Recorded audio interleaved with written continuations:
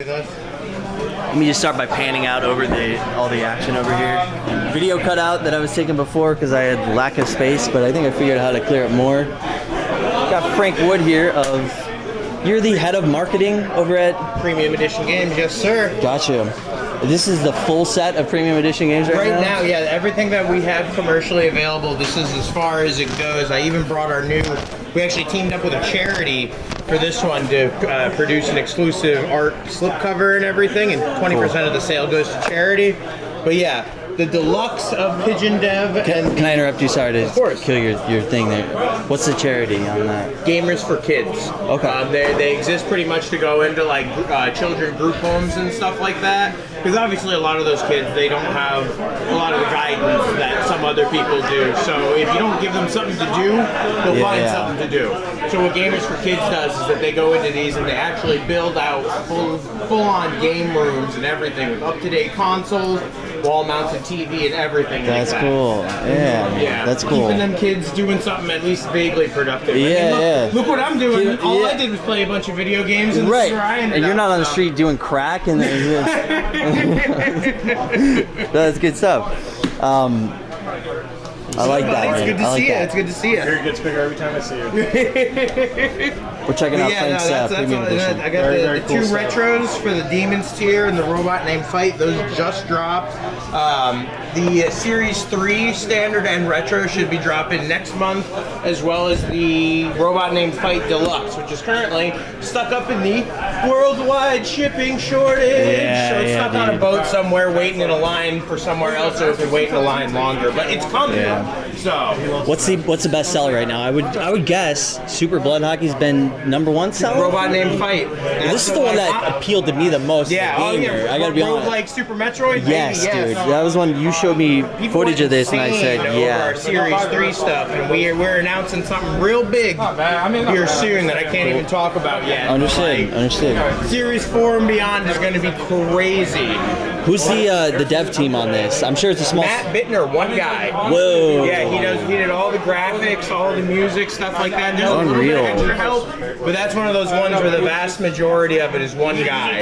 That's crazy. Yeah, really cool, awesome project. He's done multiple large-scale updates that will add enemies, game mode. There's multiplayer. Oh, cool. So he keeps like adding content to it. Yeah, he does. And one thing is we're so big into game preservation that we make sure that when you put this in your Switch, there's no patch required, no nothing. That's what it's all about. It is the most up-to-date version of the game, period. That's something that we feel really strong about. So all of our releases, bar some crazy bug fix found 2 years after we already made it, is as updated as it's going to get. Because, I like that. You know, it's so important that we actually have a physical preservation of these. Don't have a Scott Pilgrim type situation. Exactly. You know, for the longest time people that's cool, man. There was another one. I think it might still be coming out soon. I'm sorry, I'm not well researched. Utopia, Mighty Fight Federation. I think it was like a horror themed. It was a horror-ish one. That is Sunshine Manor. They're Sunshine Manor. Still working on the Switch port because they kickstarted it and they contacted us during the Kickstarter portion once they actually met the physical goal or whatever it was. So now they released it on PC 3 or 4 months ago, something like that. Gotcha. Finally. Okay. So they're in the process of getting it ported over, and then we can start to actually do that. So. Are you guys exclusive publishers for that, for physical? Yeah. Mm-hmm. That's freaking sweet, absolutely, man. Yeah. Because I've seen some products where it's like, there's like 3 different publishers that have their hands on that. Exactly. If I'm not mistaken, I feel like I've seen that on a couple products. Love to be the only people who make it, you know. Yeah, dude. A lot of these people, a lot of those contracts, they only go so far out, and then they try to do even more. We want to offer a product for the developer and publisher that they wouldn't ever even want to do another physical. Like, and how can it get better, you know? Dude, that's cool. Sweet, man. I also noticed that you made your rounds at cons and stuff. Like they've got you going out to represent at different places, right? Yeah. We're gonna be out at MGC at the end of April. That's Midwest Gaming Convention. End of April. That's PlayCon. Yeah. Oh yeah. Are you gonna make PlayCon too? No, I'm gonna be in the Bahamas during PlayCon. Are you really? Yes. Dude. Dude. I know, dude. Dude. You savage. That's I never not- thought the day would come where I'd be sad that I was working instead of being on a cruise. But Yeah, here I dude. am. Well, they still- Between MGC and PlayCon, I'm like supposed to be everywhere but the Bahamas. But look at where I am. I guess it's still Eminem. It's Eminem's PlayCon, right? It's Eminem. Yeah, Eminem. Brought to you by City of Eminem. Largo. Yeah. And you're not working for Eminem anymore. You just help him No, out with the I art. do. I still am on payroll and everything like Are that. you? I just do the marketing all You're just remotely busy and stuff for like for that. this. You know, I'm Dang it. further away. Ain't no one paying for that gas. Look at the prices. Yeah, dude. So did you reach out personally to guys like I saw Reggie? Reggie Yeah. showed this off. Like you're the one that makes contact with lot some of of these them, guys. yeah. That's these guys know who you are, Oh yeah. dude. Maybe we can get him over at a PlayCon sometime. Maybe we can make some magic Right. happen, dude. I got my buddy Joe Alonzo that he's doing really rad weekend. It's kind of smaller scale. You may not have I know, heard. yeah, no, Emerald Joe's Coast awesome. Con. Yeah, I know you In met some him. of my YouTube circles, I saw some people post like, "Hey, if y'all want to go to Florida, here's a little combo." Dude, he's starting to shake. Yes. He's shaking hands with guys like Oh, John absolutely. Yeah, I mean, Riggs. Riggs that's who I was talking to. Me Yeah. and Riggs are real good buddies. Cool, so. cool, yeah, He's somebody that may come out, so it's just kind of cool to start getting some of these guys that they're all from like West Coast, so it's hard to get them all the way out here to Florida, but like it's starting to So happen. we just did ATG episode that was in Waco, Texas. And then we're doing Classic Game Fest in Austin. That's in like 3 months, I think. There's a couple other ones. We might be guests at Free Play Florida too. So I'm Dude, just that's cool. I'm making that happen. Yeah, I'm working dude. it. Yeah, But man. that's what it should be for that. And the timing for that with something else that we're working on is like Chef's Kiss Impeccable, and I can't wait to send them the email. Be like, so now I can tell you why you really want us as guests. Dude, spill the beans, Frank. What is it? What's the big project that's coming up? I would get fucking killed if I told anyone, but it hasn't been done before in this realm of physical releases and shit like that. Interesting. It's definitely a first.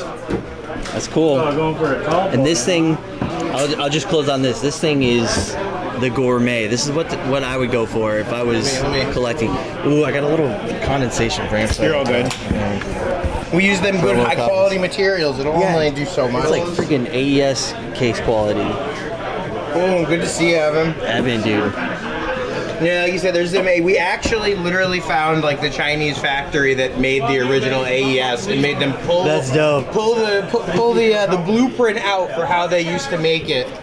Dude, that's cool. The outside of these. Yeah, man. That's the soundtrack, enamel pin, I like and it. then man. that's the retro, which is this. So if we do a deluxe, it's contained within that. Yep, I like that. That's one thing that I really appreciate personally is like uniform packaging.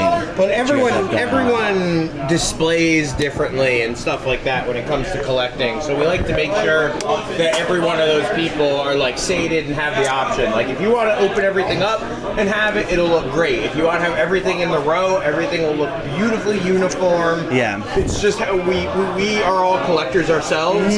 So we tried to design everything with the collector in mind from the start. Yeah, I think you guys did a really good job. Thank you. And there's that whole, we did a whole guide for all 4 of the game. Look at that gilded. That's insane. I know, dude. Lots of art, dude. That's cool. I haven't even, hold on, let me blow your mind really quick here and let you feel the quality of our Series 2 manuals, because I don't know how we got even better. Switch manuals are the rarest thing on earth, man. Okay, there's our dog tag, which that's starting as a pre-order bonus That's with pretty neat. our Gamers for Gamers variant. It's got good heft to it. Yeah. Yeah, it's nice. Yeah, check this. Like, just feel the print quality on that, the gloss, the finish. Like What are you guys trying to be working designs? a little bit, yeah, man. I'm a huge working designs guy. So That's the thing. Frank ain't bluffing. He's got a big collection. Frank's all into working designs. Like good I know. quality It's like publisher. we were talking about earlier. I was like, I don't really buy retro games anymore because I got all the ones I want. Like. Dude, the art in the inside. Yeah, you guys Yeah, did and a the great actual job doing fan this art service was like that. actually done by wait, not that one. Which one was it? Which art did he do? Oh no, my buddy did the Robot Named Fight art. That actually was That's sick. originally painted on a wood canvas. And you know the guy personally before you even before you guys commissioned the I art. saw that, and I saw the very visceral, like alien, bulbous, gross, textured art style of Robot Named Fight. And my buddy's Sorry. yeah, you're all good. And my buddy Justin Siebel immediately came to mind. His art style has so much texture to it and so much pop that I was like, this is a match made in heaven. I like it, man. Yeah, some of these fucking animals. Well, keep it up. I say yes. Keep it up, Frank. I like to think that like you're a good influence. I know that it's a small publisher in general, right? Like how many people work for the company? Like less than 50? Yeah, like 5, 6. Okay, yeah. So every person in the company, I'm sure, has a little bit of pull. Baby. That's what I'm saying. And like Frank's got such good taste in collecting. Like I was saying, the RPGs, working designs. Ever since I've known Frank, like he's been really into those quality publishers. So I like to think that you've been a good influence on the quality that I'm seeing here, because you just don't see that very often. Oh yeah, I always push for our whole team. Thankfully, we're all fucking snobs about this stuff. So, Yeah, like, yeah. That pushes us to make something that we can't be Debbie Downers about. Yeah.